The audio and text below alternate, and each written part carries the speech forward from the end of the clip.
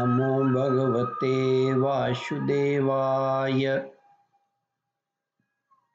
श्रद्धालु भक्तों, श्रीमद् भागवत महापुराण के चतुर्थ स्कंद के 20वें अध्याय के अंतर्गत प्रचेताओं को श्री विष्णु भगवान का वरदान का वर्णन है। इसके पूर्व जहाँ तक आप कथा श्रवण कर चुके हैं उसके आगे का प्रस्तुतिकरण करता हूँ।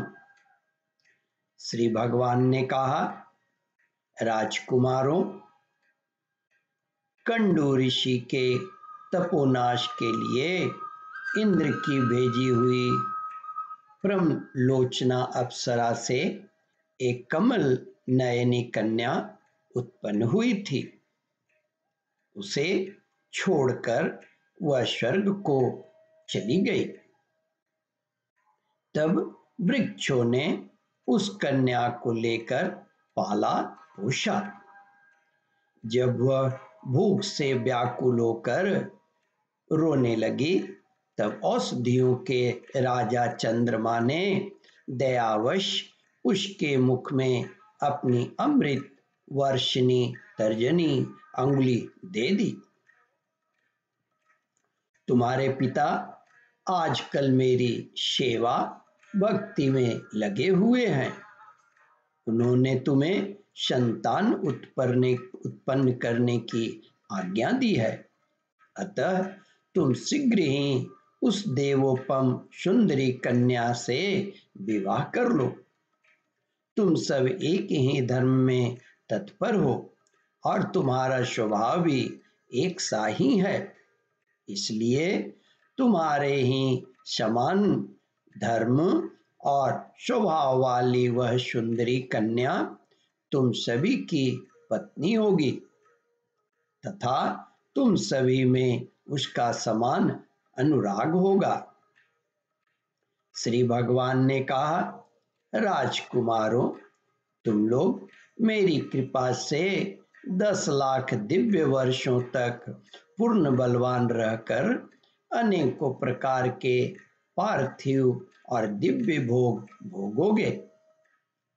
अंत में मेरी अविचल भक्ति से हृदय का समस्त वासना रूप मल दग्ध हो जाने पर तुम इस लोक तथा परलोक के नरक तुल्य भोगों से उपरत होकर मेरे परम धाम को जाओगे।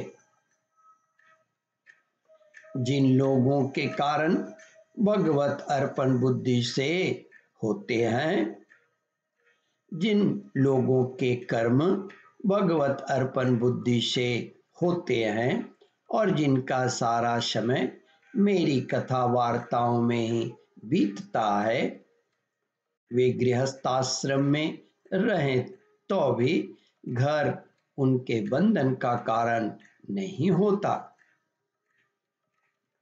वे नित्य प्रति मेरी लीलाएं सुनते रहते हैं।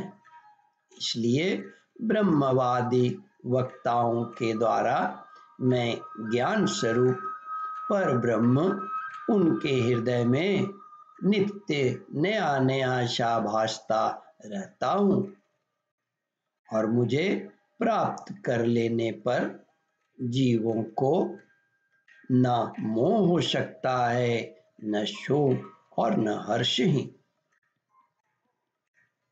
श्री मैत्रेय जी कहते हैं, विदुर जी, भगवान के दर्शनों से प्रचेताओं का राजोगुण तमोगुण मल नष्ट हो चुका था।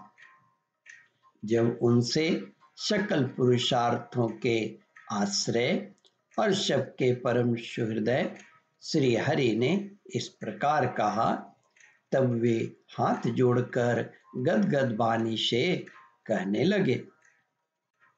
प्रचेताओं ने कहा, प्रभु, आप भक्तों के क्लेश दूर करने वाले हैं। हम आपको नमस्कार करते हैं। वेद आपके उदार गुण और नामों का निरूपण करते हैं। आपका वेग मन और वाणी के वेग से भी बढ़कर है तथा आपका स्वरूप सभी इंद्रियों की गति से परे है। हम आपको बार बार नमस्कार करते हैं। आप अपने स्वरूप में स्थित रहने के कारण नित्य शुद्ध और शांत हैं। मन रूप निमित्त के कारण हमें आप में यह मिथ्या द्वैत भास रहा है। मन रूप निमित्त के कारण हम में आप में यह मिथ्या द्वैत भास रहा है। वास्तव में जगत की उत्पत्ति, स्थिति और लय के लिए आप माया के गुणों को स्वीकार करके ही ब्रह्मा, विष्णु और महादेव रूप धारण करते हैं। हम आपको नमस्कार करते हैं। आप विशुद्ध सत्य रूप हैं। आपका ज्ञान संसार बंधन को दूर कर देता है।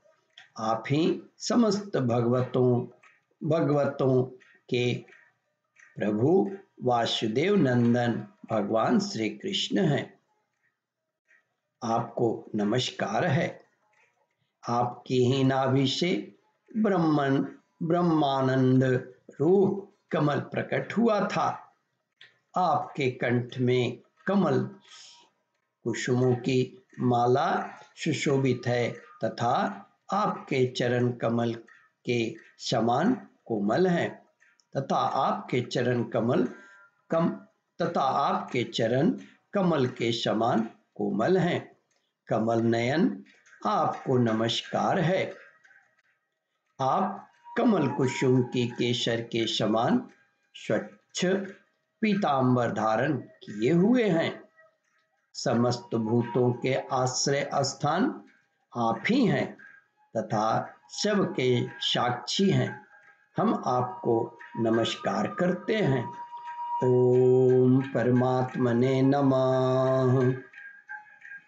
श्रद्धालु भक्तों, इस कथा को ध्यानपूर्वक श्रवण, मनन और इसका चिंतन करें।